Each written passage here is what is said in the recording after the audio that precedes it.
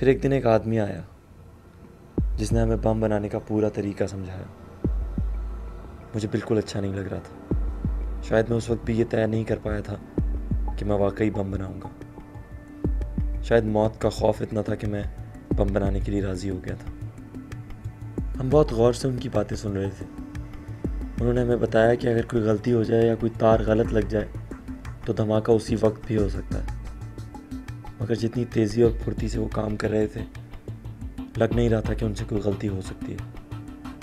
लग रहा था कि ये उनका रोज़ का काम है। खुर्रम और शहजाद उनसे बहुत सारी चीज़ें पूछ रहे थे और बहुत सीरियसली बम बनाना सीख रहे थे, जबकि मेरा ध्यान कहीं और था। मेरा दिल वहाँ लग ही नहीं रहा था। मुझे समझ नहीं आ रही थी कि कब ऐसा वक्त हो कि ये यहाँ से चले जाएं और मैं सुकून का सांस ले सकूं।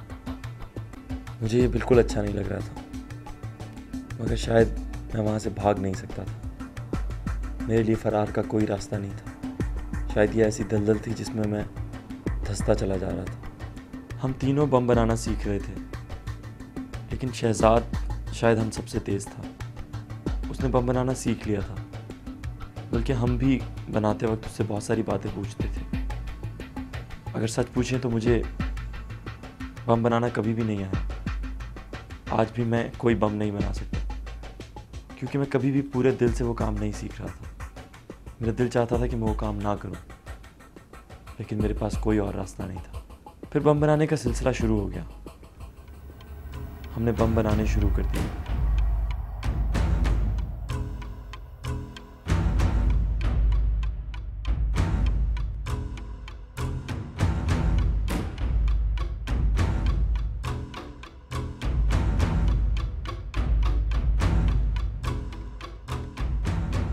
कोई बंदा आता, वो कहाँ से आता, वो कौन था और बम लेकर कहाँ जाता था, हमें मालूम नहीं था। हम बम बनाते और घर तब्दील कर लेते।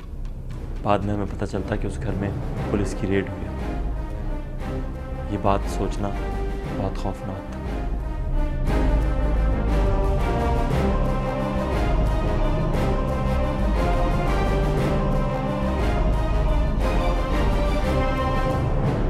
मैं ये सोचने लगा था कि आखिर लोग किस तरह से बम से अपने आप को उड़ा लेते हैं। मेरी समझ में बिल्कुल नहीं आ रहा था कि एक शख्स जिसको ये मालूम हो कि कुछ मिनटों में उसके जिस्म के तमाम आज़ा एक झटके से उड़ जाएंगे और ज़मीन पे बिखर जाएंगे, और उसके साथ साथ बहुत सी और भी हज़ारों जानें ले लेंगे। कोई ये कैसे कर सकता है? मेरे दिमाग में अजीब व गरीब किस्म के बहुत सारे सवाल उठ रहे थे, जो कुछ समझ नहीं आ रहा था। मैं ज़्यादा हैरान इस बात पे था कि कोई अपने आप को कैसे मार सकता है, वो भी इतनी बेरहमी से। यही सोचकर मैंने खुर्रम और शहजाद से बात की। एक बात पूछूं? हाँ बोलो। ये जैकेट आप लोग नाप लेके बनाते हैं? क्यों, क्या तुम्हें भी अपने आप की बनवानी है? नहीं, मैं सोच रहा था कि तुम लोगों को कैसे पता चलता है कि मरने वाली की जिसामत कैसी है।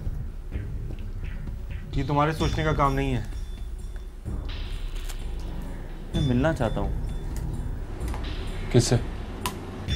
खुद कुछ बमबार से। मैं देखना चाहता हूँ कि कोई कैसे इतना बड़ा फैसला कर लेता है, और वो उसको क्या सोच रहा होता है, क्या महसूस कर रहा होता है। क्या मसला है? कहीं फटने वटने का मूड तो नहीं है? नहीं, बस मिलने का है। मैंने खुर्रम और शहजाद को बहुत परेशान किया था। मैं बार बार उनसे कहता था कि मैंने किसी सुसाइड बॉम्बर से मिलना है, या उन लोगों से मिलना है जो उनको जैकेट देते हैं। आखिर तंग आकर उन लोगों ने मुझे वादा कर लिया कि वो मुझे किसी से ज़रूर मिलवाएंगे। यार एक काम करते हैं, इसे ही भेज देते हैं जैकेट लेकर। ये तैयार हो जाए जैकेट तो उमर भाई क्या तुम ही लेके चले जाना, उनसे मिल भी लेना। Thank you Shahzad. इसका तरीका ये निकला कि उन्होंने मुझे जैकेट लेकर उनके ठिकाने पर पहुंचा दिया, और जब मैं वहां पहुंचा तो देखा। अस्सलाम वालेकुम। वालेकुम सलाम।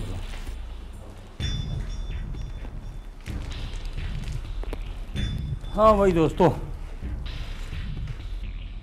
ये हैं अब्दुल्ला। और अब्दुल्ला, ये हैं फ़ारूक। ज़ाहिर है आप आरब को तो जानते ही हो। मैं पहले ही बता चुका हूँ कि मेरा नाम उमर है। अच्छा, तो ये हैं अब्दुल्ला साहब, जिनकी बदौलत हम जन्नत का सफ़र तय करते हैं। कैसे कर लेते हैं आप? डर नहीं लगता आपको? अरे भाई, डर किस बात का? एक न एक दिन जान तो जानी है, तो फिर क्यों ना बंदा खुशी खुशी वो काम करके जाए जिसके बाद आखिरत की ज़िंदगी कामयाब हो जाए। अल्लाह ताला फरमाते हैं, बेशक जो लोग ईमान लाए, जिन्होंने हिजरत की और अल्लाह की राह में जिहाद किया, और वही अल्लाह की रहमत के उम्मीदवार हैं। लेकिन मौत का वक्त तो सिर्फ अल्लाह जानता है। इस तरह से तो हम सब खुदकुशी कर रहे हैं। अगर ये बात है तो बताओ, जो लोग जंग पर जाते हैं उन्हें क्या कहोगे तुम? उन्हें भी तो पता होता है कि मौत उनका इंतज़ार कर रही है, मगर वो फिर भी उस तरफ चले जाते हैं। देखो ब्रदर, बात सिर्फ सोचने की है। बहैसियत मुसलमान मुझे मालूम है कि मेरा क्या फ़र्ज़ है। क्या फ़र्ज?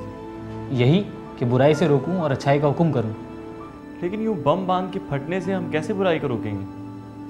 हज़ारों मासूम लोगों की जान जाती है, लोग ज़ख्मी होते हैं। कलाम पाक में मौजूद है कि जो अल्लाह की राह में मारा जाए उसे मरा हुआ मत कहो, वो तो ज़िंदा है। लेकिन तुम नहीं समझते।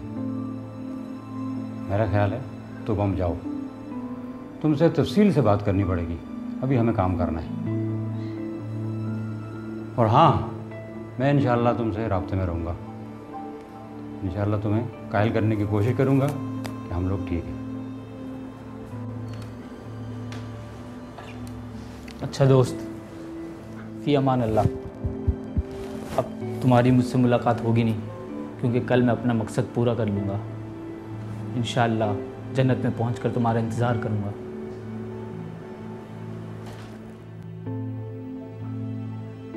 अल्लाह। अच्छा, एक मिनट, ये रख लो। तुम्हारे कई सवालों के जवाब इनसे मिल जाएंगे। अब आप जाओ। शुक्रिया।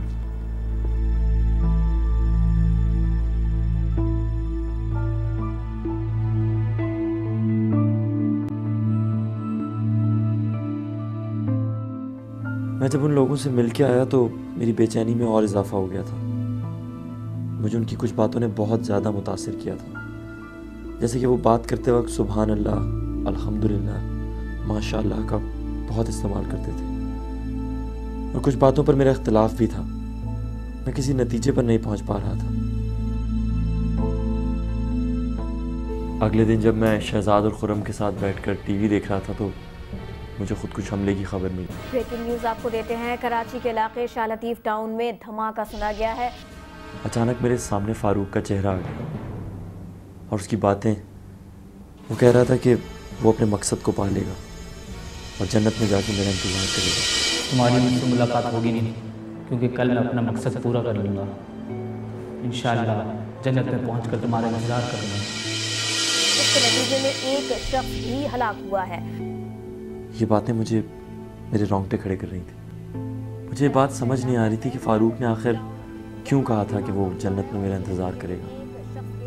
मुझे लगने लगा था कि शायद मेरी ज़िंदगी का मकसद भी यही है। मैं अजीब कश्मकश में था। उस वक्त जब टीवी देखा तो मेरी हालत ख़राब हो गई थी। खुर्रम और शहजाद मेरा बहुत मजाक उड़ा रहे थे, मगर उन्होंने कुछ नहीं कह रहा था।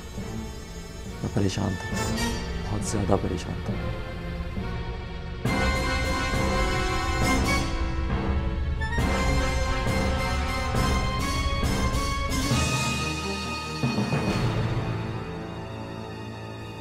दो दिन बाद मेरे पास उमर भाई का फ़ोन आया।